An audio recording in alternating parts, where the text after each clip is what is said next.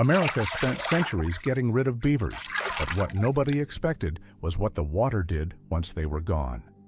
Streams that used to linger stopped sticking around. The water moved faster, dug itself a deeper channel, and left the land on either side drier than it had been.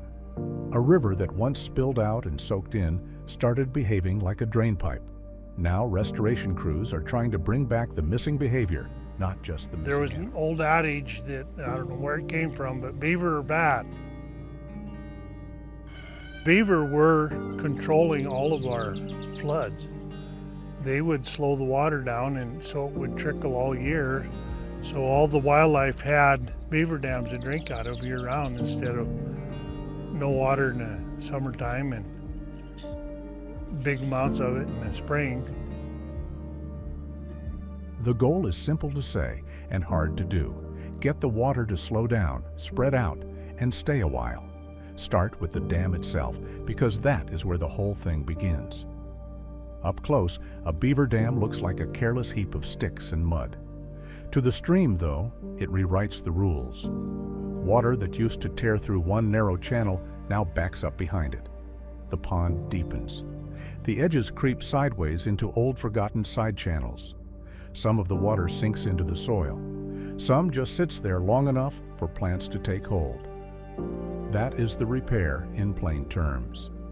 The dam slows the water, spreads it across the floodplain, and holds onto it. The beaver, of course, has no grand plan. It wants a deeper pond to hide from predators, canals to haul food, and a lodge it can enter from underwater. Survival, basically. The side effects are what matter to everyone else. One animal doing ordinary animal things can turn a plain stream into a string of ponds, soggy meadows, and saturated ground.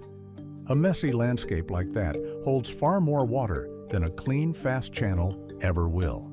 And for a lot of broken rivers, clean and fast is exactly the problem. When a stream carves down into its own bed, it drops below the land around it. The floodplain loses its connection. Rain and snowmelt rush through instead of soaking in. The plants along the bank can no longer reach the shallow groundwater they depend on. The river is still there. The wetland that used to surround it quietly vanishes. Beavers push the other way.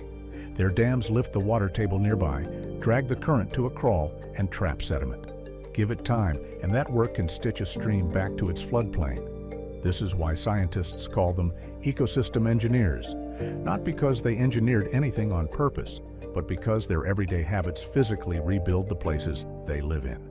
North America used to have a staggering amount of that engineering. The fur trade gutted beaver populations, and the dams, ponds, and wetlands went with them. One estimate puts the historical decline somewhere between 80 and 98%. But beavers were never the only thing reshaping rivers. People straightened channels, drained wetlands, cut roads, diverted flows, grazed livestock right up to the banks, stripped vegetation, and built where the water wanted to go. That history matters because it kills the fantasy of just dumping beavers everywhere and walking away. In some streams, beavers move in and get to work. In others, the place is too far gone, too paved over, too cut off, or simply missing the plants a dam needs. A builder needs raw material, water, and somewhere to flood that is not a highway, a cornfield, or somebody's basement. So restoration today is really a toolkit, not a single trick. Sometimes crews relocate beavers out of trouble spots and into streams that would welcome the dams. Sometimes they wrap trees, install flow devices, or fence off problem areas so people can simply live alongside the animals. And when beavers are gone or need a head start, people build the dams for them. Those stand-ins are called beaver dam analogues. Posts, branches, mud, and plants arranged to mimic the real thing, slowing the water and coaxing it back toward the floodplain. The point was never to replace beavers forever. It is a nudge to get a stalled process moving again. That is what happened at Bridge Creek in Oregon, where researchers documented a real beaver dam built right on top of one of those human-made structures meant to help restore habitat for threatened steelhead. What is striking there is not that people built a convincing fake. It is that the fake restarted something the river had quietly lost. There is a similar story from the Scott River Basin in Northern California. The USDA Forest Service tracked an experimental project on private land where coho salmon spawn. 10 structures went in across 5 sites, and beavers were active at every one, in some cases taking over the upkeep themselves. Nobody is claiming the whole river snapped back overnight. The effects stayed local and the project stayed small. That is exactly why it is worth knowing about. This is what real river repair looks like up close. A handful of structures, a lot of monitoring, permits, awkward conversations with landowners, and trade-offs nobody can dodge. Those trade-offs are not hypothetical. A dam that is great for a stream can wreck a road culvert. A pond that lifts the water table can drown a field. Beavers chew down trees people planted on purpose. They plug irrigation lines. And in a built-up area, there may be nowhere for the water to go.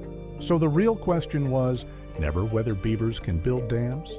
They obviously can. The harder question is whether the people nearby can live with what those dams do. Picture the same stream 2 ways. In the first, water bolts through a single cut channel. A storm hits, the river spikes, races, and is gone. The banks keep crumbling. The plants struggle. In the second, that water runs into a chain of small dams. It eases off, it pools, it seeps into the ground. Sediment drops out, roots get a longer drink, and in a dry stretch that stored water keeps patches of the floodplain green. This is not a cure for drought, and it does not conjure water out of nowhere. What it changes is how long water hangs around before it leaves.